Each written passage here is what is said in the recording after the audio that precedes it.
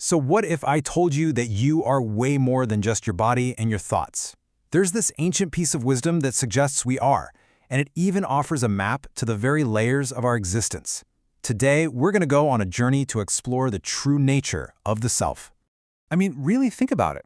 It's a question people have been asking for thousands of years, right? We experience the world through our bodies, our senses, our minds. But is that really the whole story? Is there something more subtle, more essential, hiding just under the surface? Well, according to this incredible text, the answer is a huge yes. It lays out this detailed map of the human system, not as just one single thing, but as a series of 5 interconnected layers, or sheaths. And understanding this is the key to exploring our entire inner universe. Okay, so how do we actually use this map? The whole framework is called the Panchakosha, and you can think of it as a guide that takes us from the most obvious parts of ourselves all the way to the most profoundly deep and subtle. Think of it like this. Your truest, most essential self is right there at the very center, but it's veiled by these 5 layers.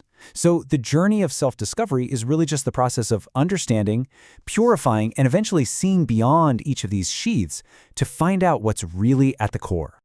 So let's start our journey on the outside, with the 2 layers we can most directly feel and influence, our physical body and the vital energy that makes it all run. First up, we've got the Annamaya Kosha. Now, Anna means food, so this is literally our food sheath. It's our physical body, the bones, muscles, organs, the whole tangible structure. If you think of yourself as a high-tech computer, this is the hardware. It's built and maintained by the food we eat. Simple as that. So how do we take care of this hardware? Well, the text points to some really specific practices. You've got physical postures, or asanas, to keep the body flexible and strong. There's upas, or fasting, which helps to cleanse the system from the inside out. Then there are dynamic movements like the sun salutation that connect breath and body, all while other purity practices make sure the whole physical machine is well maintained. But you know, what good is hardware without any power? That brings us to our next layer, the pranamaya kosha. This is the life force sheath. It's the whole network of vital energy, or prana, that flows through and animates our physical body. It's the subtle electricity that flips the switch and turns the hardware on. And here's the amazing part, we can actually learn to work with this energy. Practices like pranayama, which is breath control, directly influence it because our breath and our energy are just so deeply connected. We can also learn to draw more universal energy into our system through a practice called pranakarshan. And then you have even more subtle techniques like bandhas and mudras, energy locks and hand gestures that help us direct and conserve this vital force. Okay, now we're going to move a little deeper, beyond the physical and the energetic and into the internal world of our mind and our wisdom. And here we find the manomaya kosha, the mental sheath. This is our processing mind, that endless stream of thoughts, feelings, and everything coming in from our senses. It's basically the operating system that runs all the programs of our habits, instincts, and emotions. It's busy, it's loud, and honestly, it's where most of us feel like we are living day to day.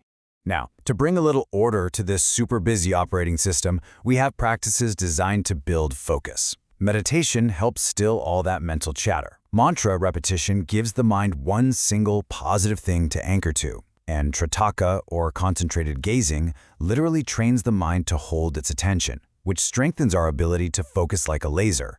But wait, who's actually using this operating system? This brings us to a really important distinction, the Vijnanama kosha. This is the wisdom sheath. It's not just the processing mind. It's the higher intellect, the part of you that can discern, that has intuition, that makes choices. This is the user who decides which programs to run. And getting this difference is absolutely key. See, the manomaya kosha just reacts based on instinct and emotion. It is the stormy sea of thoughts. But the Vijnanamaya kosha, that's the one at the helm of the ship, observing that sea. It has the power of wisdom and choice. It doesn't just get tossed around by the waves. It decides where to steer. It's the difference between being a passenger and being the driver. All right, we've journeyed through the body, our energy, our mind, and our intellect. Now we arrive at the very core of our being, the source from which everything else comes. This is the Anandamaya kosha, the sheath of bliss. Ananda means bliss, and we're not talking about a temporary happiness that depends on what's happening outside of you. This is the unchanging, peaceful joy that is our fundamental nature. It's the causal body, the very seed of our existence.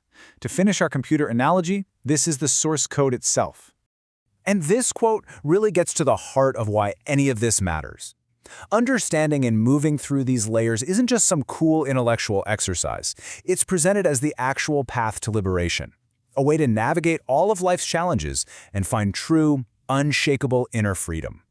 So we have this incredible map. Now what? What do we do with it? How does this apply to our lives, right now? Here it is, the whole journey laid out.